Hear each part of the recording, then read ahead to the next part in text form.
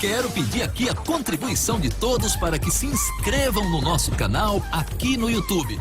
E o torcedor vascaíno já vive a expectativa da estreia dos outros reforços, né? E para os mais ansiosos é bom cuidar do coração, hein?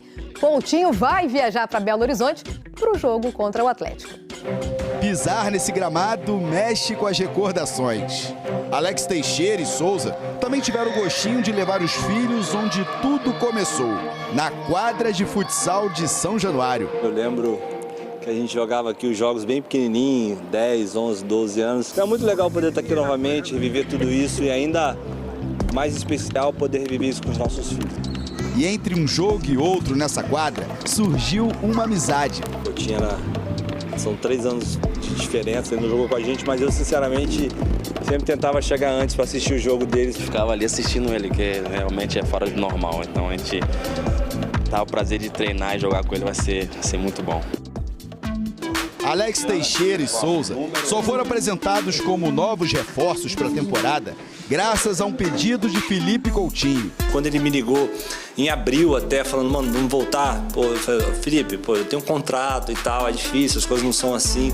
Não, vamos, cara, preciso de vocês lá e tal. Eu falei, vocês quem? Não, do Alex também. Eu falei, então vamos embora. Souza rescindiu o contrato com o Istambul Başakşehir, da Turquia, e voltou depois de 14 anos. Alex deixou o Vasco no final do ano passado e estava sem clube. Alex Teixeira, Souza e Felipe Coutinho jogaram juntos pela última vez na disputa da Série B em 2009. Nessa nova fase, o grupo de amigos já ganhou um novo integrante. Paiê já está tabelando com Coutinho nos treinos e com Alex Teixeira no celular. Eu falo com o Paiê diariamente e foi o primeiro cara, quando eu cheguei lá, tava lá no vestiário, me deu um abraço. O francês deve ser relacionado para o jogo de amanhã contra o Atlético Mineiro fora de casa. Coutinho é dúvida para a partida, assim como Souza e Alex Teixeira, que treinaram apenas uma semana com o elenco. Eles estão regularizados e chegam para ajudar os outros crias da base vascaína. Tem muita coisa que a gente aprendeu, que eles vão viver ainda. Espero que eles aprendam com a nossa chegada aí, da mesma forma que a gente está aprendendo com eles também. Que o Coutinho voltou querendo... Os filhos de Alex e Souza estão aprendendo direitinho a torcer pelos pais. E já sabem a mais nova música da torcida. Olha a situação do Fluminense, ó. Para tentar amenizar isso, tá delicado, hein? O Fluminense tem à disposição reforços importantes para encarar o Cuiabá amanhã. Passos firmes e uma certeza na cabeça. Assim o Thiago Silva chegou para a entrevista. Eu não tenho dúvida que a gente vai sair. Sair da zona de rebaixamento é a obsessão do principal reforço do Fluminense para essa temporada. Mesmo que o clube esteja na luta pelos títulos da Libertadores e da Copa do Brasil. Eu acredito que o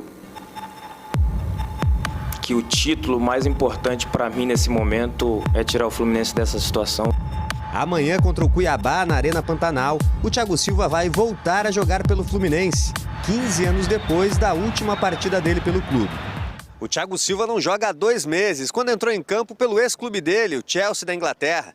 A estreia pelo Fluminense estava prevista para acontecer na quarta-feira da semana que vem contra o Palmeiras no Maracanã, mas foi antecipada justamente pela situação delicada do time no Brasileirão. Eles devem estar falando que eu sou o salvador da pátria, e eu não sou esse cara. Sozinho eu não vou fazer nada. Mas eu sei que juntos nós podemos.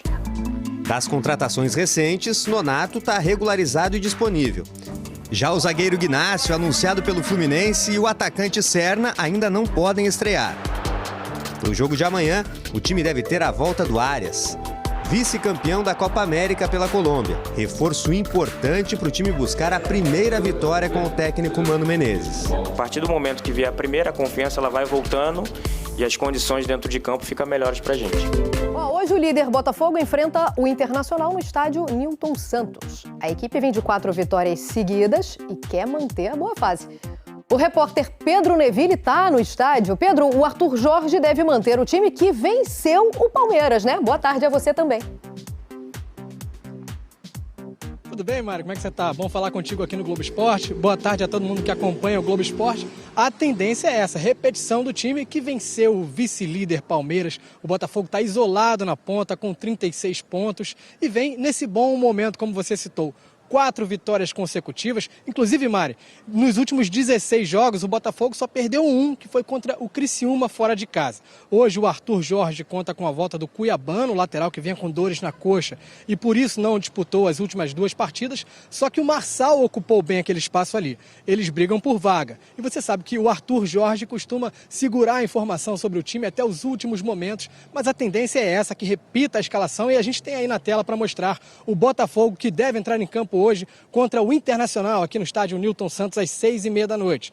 John, Damian Soares, Bastos, Barbosa e Marçal, Gregory, Marlon Freitas, Luiz Henrique, Savarino, Júnior Santos e Tiquinho. Do outro lado, o Internacional vai ter a estreia do técnico Roger Machado. Mari. E aí, para o jogo de hoje, o Botafogo já não conta com o Segovinha, né? Que está sendo emprestado, correto, Pedro?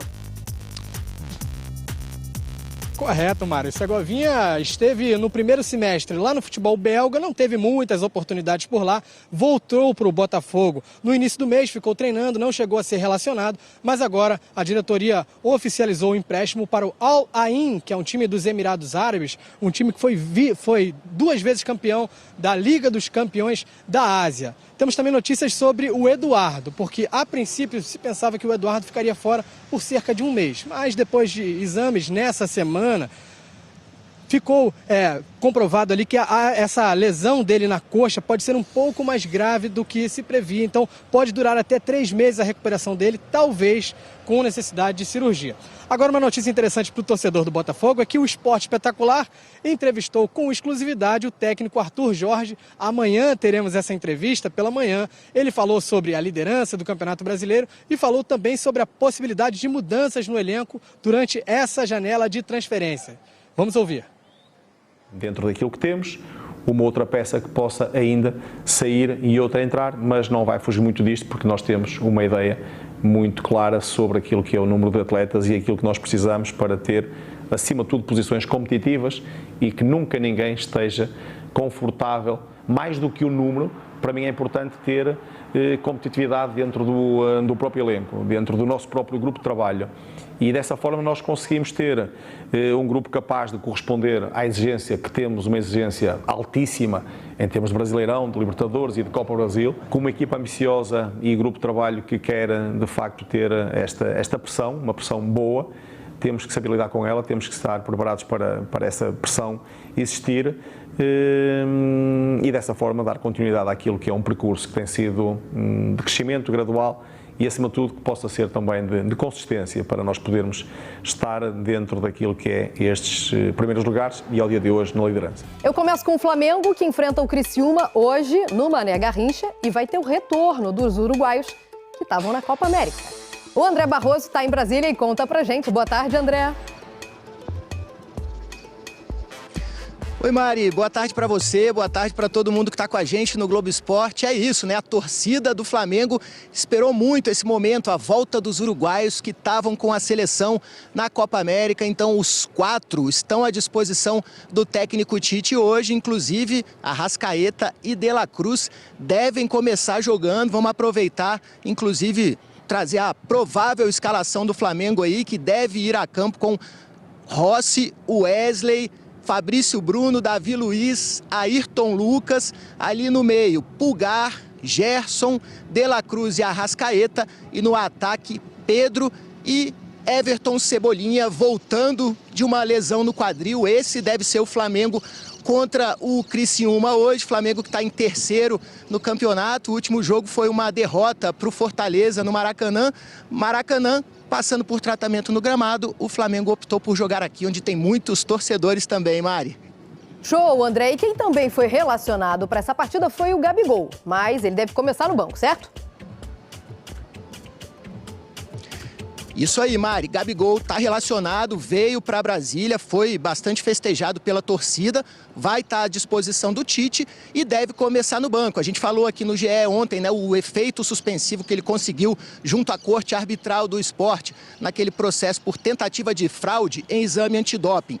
Segue valendo o efeito suspensivo, então o Gabigol está está apto a jogar, vai estar no banco de reservas, pode ser utilizado hoje pelo técnico Tite. Se Gabigol entrar em campo hoje, ele completa 7 jogos nesse Brasileirão e aí não pode mais ser negociado pelo Flamengo nessa janela. Então, elenco quase completo do Flamengo aqui em Brasília, contando com a volta dos 4 uruguaios, além de Arrascaeta e De La Cruz, que vão começar jogando. O time tem também os retornos aí dos laterais Varela e Vinha. Esses aí, a expectativa é que comecem no banco de reservas do Flamengo.